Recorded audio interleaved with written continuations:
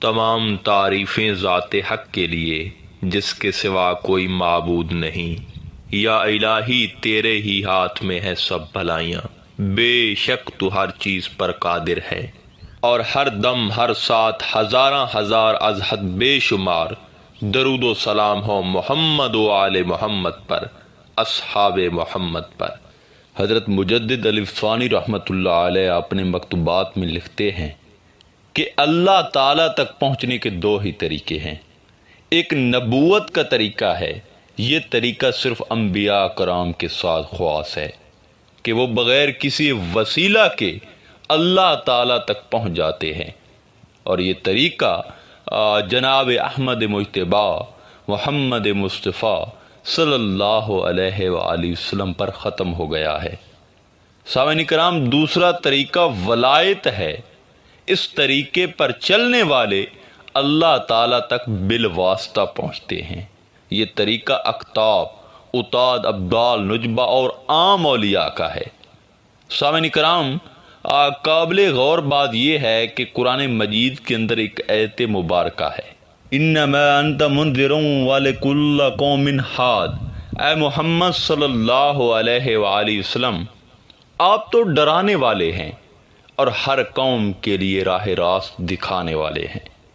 اس آیت کے متعلق حضرت جابر رضی اللہ تعالی عنہ سے روایت ہے کہ جب یہ آیت نازل ہوئی تو حضور پاک صلی اللہ علیہ وآلہ وسلم نے اپنے سینہ مبارک پر ہاتھ رکھ کے فرمایا کہ میں ڈرانے والا ہوں، اور مولا کائنات حضرت علی کی طرف اشارہ کر کے فرمایا کہ مولا علی راہ بتانے والے ہیں اور آپ سے ہدایت پانے والے ہدایت پائیں گے۔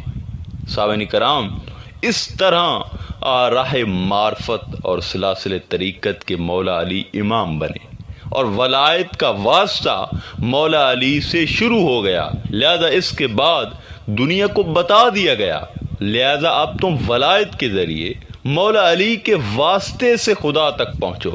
سامعین کرام، اس طرح مولا علی سے ولایت اور طریقت کی بنیاد شروع کی گئی۔ اب آگے طریقت میں مولا علی کے 4 خلفاء تھے، حضرت امام حسن، حضرت امام حسین، حضرت خواجہ حسن بصری اور حضرت کمیل رضی اللہ تعالی عنہ۔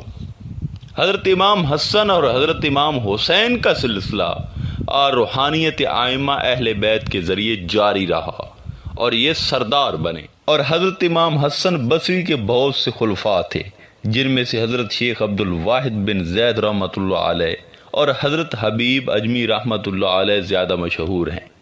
سامعین کرام، حضرت شیخ عبد الواحد بن زید سے 5 خانوادے اور حضرت حبیب اجمی رحمۃ اللہ علیہ سے 9 خانوادے جاری ہوئے۔ سامعین کرام، وقت گزرنے کے ساتھ ساتھ کئی سلاسل میں جاری مشائخ کا فیض بالکل بند ہو گیا اور کچھ میں بہت کم رہ گیا، جس کے نتیجے میں اہل بدعت پیدا ہوتے چلے گئے۔ پھر بالآخر اللہ تعالیٰ نے سیدنا غوث العظم حضرت شیخ محی الدین عبد القادر جیلانی رضی اللہ تعالیٰ عنہ کو امام الاولیاء بنا کر بھیجا، جنہوں نے تمام گمراہ باطنی سلاسل اور ظاہری مسلک کا خاتمہ کیا، اور یوں حضرت علی سے چلے آ رہے تمام سلاسل ایک بار پھر حضور غوث اعظم کی ذات مبارکہ میں ایک جگہ جمع ہو گئے۔ لیکن ایک بات یاد رہے کہ ان سب سلاسل کو فیض دینے والی ذات مولا علی کی تھی۔ بعض لوگ یہ سمجھتے ہیں کہ مولا علی کا فیض تو صرف سلسلہ چشتیہ میں ہے، جبکہ قادری و دیگر میں نہیں۔ میرے بھائیو، ایسا سوچا بھی مت کرو۔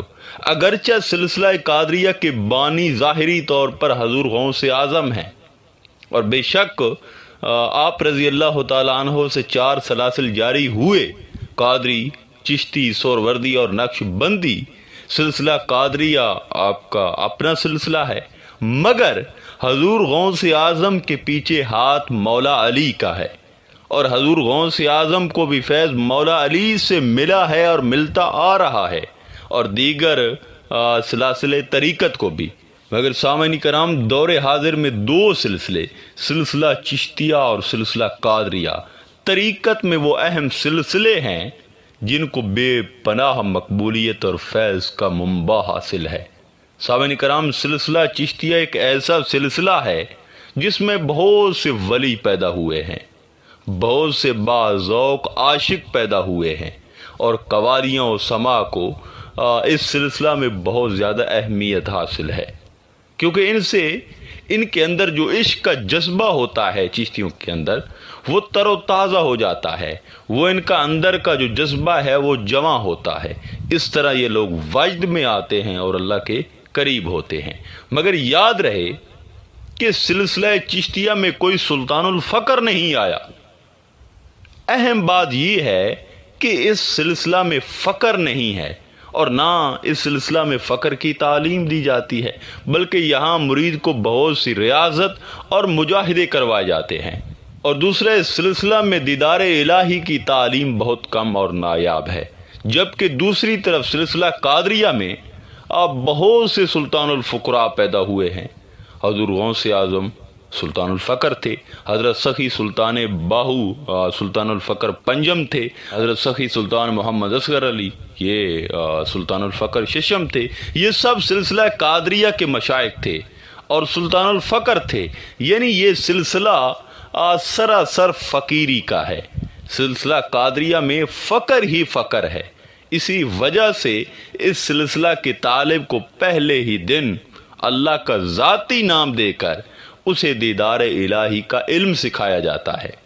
اب سلسلہ قادریہ میں بھی دو شاخیں ہیں، ایک زاہدی قادری جسے زہدی قادری بھی کہتے ہیں، اور دوسرا سروری قادری۔ سامعین کرام، جو زہدی قادری سلسلہ ہے اس میں زہد، تقوی اور مشقت بہت ہی زیادہ ہے۔ حضرت سخی سلطان باہو رضی اللہ تعالیٰ عنہ فرماتے ہیں کہ زاہدی قادری طریقے کا طالب 12 سال تک ایسی ریاضت کرتا ہے کہ اس کے پیٹ میں طعام تک نہیں جاتا۔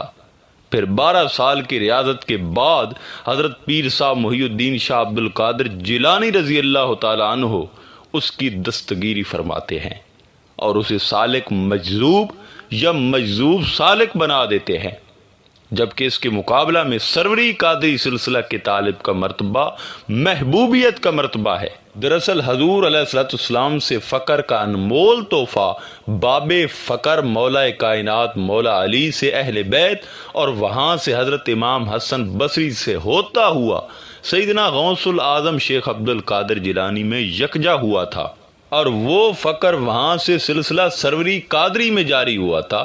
سلسلہ سروری قادریہ کو سروری قادری اس لیے کہا جاتا ہے کہ سروری کا مطلب ہے سرور کائنات، حضرت محمد صلی اللہ علیہ وآلہ وسلم کے دست مبارک پر بیعت ہونا، اور قادری کا مطلب ہے سیدنا غوث العظم حضرت شیخ عبد القادر جیلانی کی اتباع کرنا، یعنی ان کے طریقہ پر چلنا۔ سامعین کرام، سروری قادری سلسلہ معرفت کا ایک سمندر ہے۔ جو اس سلسلہ میں داخل ہوتا ہے اور اس میں لذات میں غوطہ لگاتا ہے تو وہ عارف اور فقیر ہو جاتا ہے۔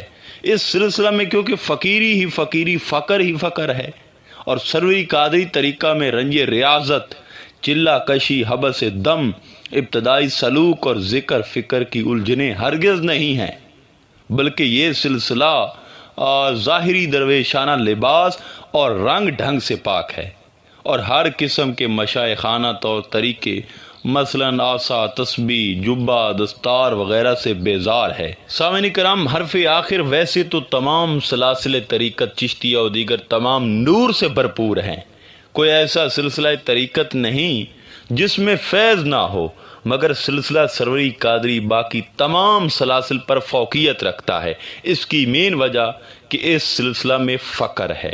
سلسلہ سروری قادری میں طالب اسم ذات کا ذکر اور تصور حاصل کر کے فقر کی منازل طے کرتا ہے، اور جب وہ یہ منازل طے کر لے تو مرشد کامل اکمل کے وسیلہ سے قرب الہی اور مجلس محمدی کی حضوری سے وہ مشرف ہوتا ہے، اور اسی سے وہ حقیقت سے آشنا ہو کر اپنے نفس کے پردے کو ہٹا کر عارف بلا فنا فی اللہ ہوتا ہے۔ اس سلسلہ میں فنا فی اللہ کی تعلیم بھی دی جاتی ہے، جبکہ سلسلہ چشتیہ میں وہ بھی نہیں ہے، اور آقا دو جہان صلی اللہ علیہ وآلہ وسلم کی رحمت اور قرب سلسلہ سروری قادریہ کے طالب کا مقدر بن جاتا ہے۔ آخر میں دعا ہے کہ اللہ تعالی ہم سب کو حق اور سچ پر چلنے کی توفیق عطا فرمائے۔ انشاءاللہ تعالی ملتے ہیں ایک نئے موضوع میں، تب تک اللہ نگہبان۔